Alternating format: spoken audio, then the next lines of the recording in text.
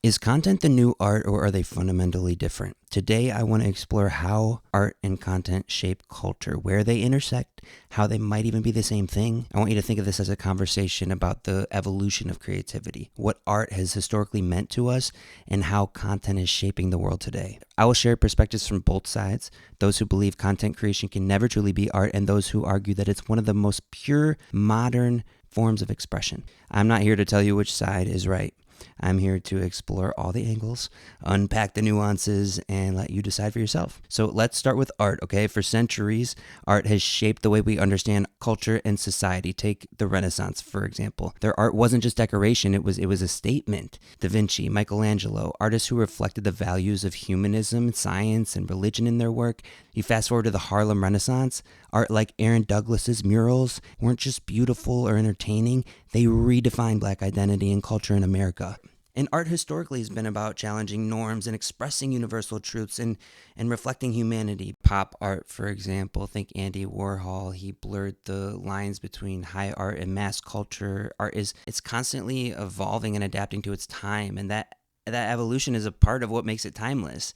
It's timeless, it's layered, it's deeply intentional. So now let's talk about content. Content creation exploded with the rise of the internet and social media. Suddenly, you didn't need a publisher or a gallery. You could just upload a video, post a photo, or write a blog, and content just became immediate. It's accessible, it's diverse, it reflects the world in real time. For example, think of the role that TikTok played in social justice movements or meme culture. Think about how Bernie Sanders with mittens went viral. Content is a reflection of who we are right now, but is it art or is it something else entirely? There are undeniable similarities between art and content.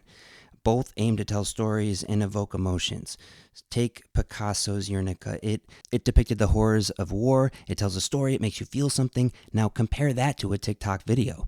A TikTok video that documents some real life experience of war or activism. Both are very real and they operate the same way, but both require skill and creativity. But art, there's a lot of similarities. They're both born from the human desire to express and connect, and both at their best, I feel, challenge societal norms and celebrate times, cultural moments.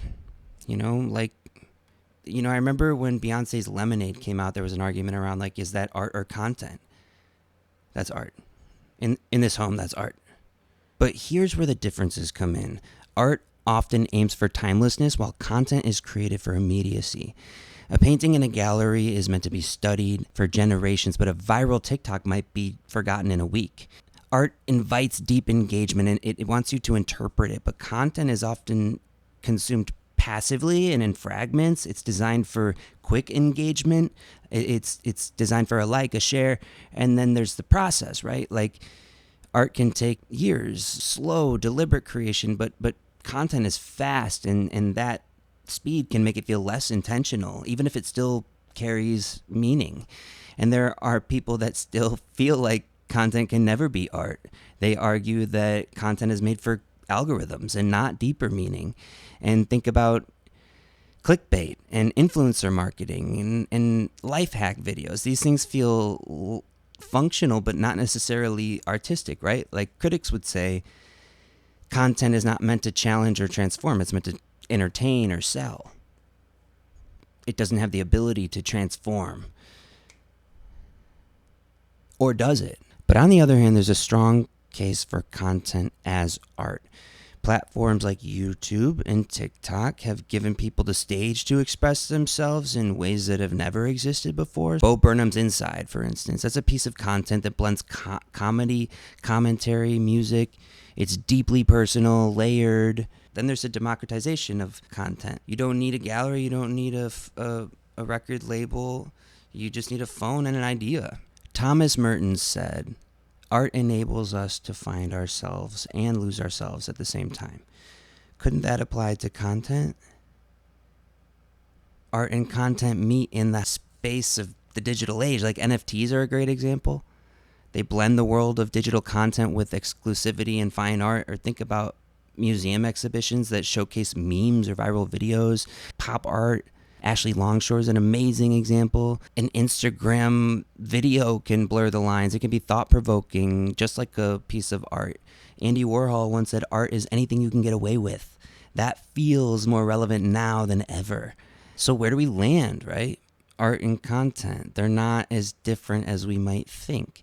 Both reflect our desire to connect, our need to tell stories, but they're also not the same. They operate in different ways. They operate with different intentions and different impacts. As I was exploring these ideas, I started thinking about how much deeper this conversation can go, because this isn't just about art or content. This is about the forces that shape creativity itself.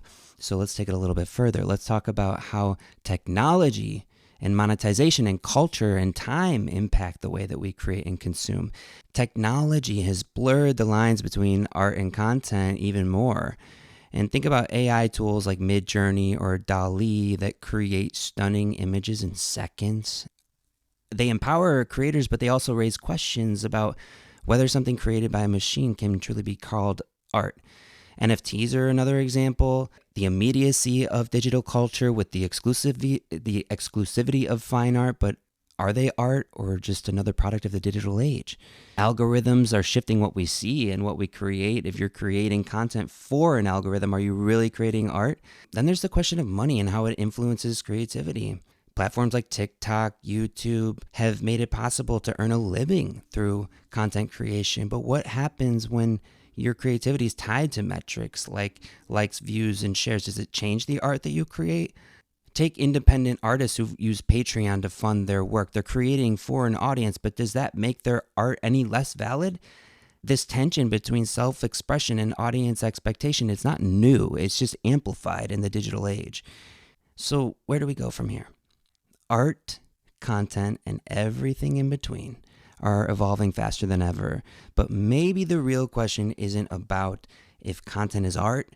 Maybe it's about what we value and how we define creativity for ourselves. So if you're creating something, whether it's a painting, a poem, a TikTok or a YouTube video, what matters most is the connection you create and the story that you tell. Can content be art, or are they two separate things? Share your thoughts below. I'd love to hear your take. And this is something I've been thinking about for a long time. And if you have any ideas for videos on artful conversations like this, let me know. I love unpacking this type of stuff. I love talking about this type of stuff. And if you do too, you're in the right place. Does monetization help creativity thrive, or does it limit what art can be? Take care, and I hope to see you in the next video.